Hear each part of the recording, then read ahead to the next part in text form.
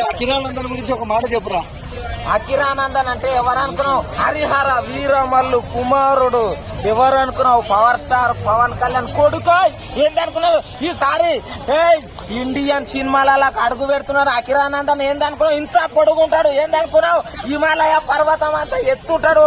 ఆ hero వచ్చిండనుకో goosebumps ఒక్కొక్కరికి. ఏందనుకున్నావు? Power star Pawan Kalyan fans మొత్తం ఇట్లా ఆయన కొట్టుకున్నాలే. అట్లుంటాయి ఆయన సినిమాలు వస్తాయి. బరాబర్ చూసుకోండి. ఈ అమ్మ ఏమన్నా ఉంటాడా మాసులకు వాళ్ళ నాయనలకు ఇట్లా అనుకుంటూ వస్తాడు. ఏమన్నా హెయిరా అది బాబా కిరాక్.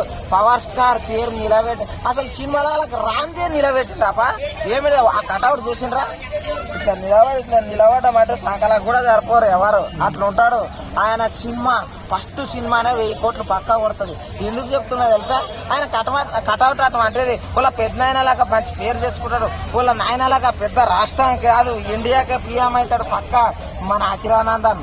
పెద్ద అయినాక అంటే ఇప్పుడు కాదు, ఒక 40-50 ఏళ్ళు అయినాక, ఒక 60 ఏళ్ళు అయినాక బరాబర్ చూసుకోర్రి. అట్లుంటది వాళ్ళ వంశం. అంటే మెగాస్టార్ వంశం అంటే ఏందనుకున్నారు?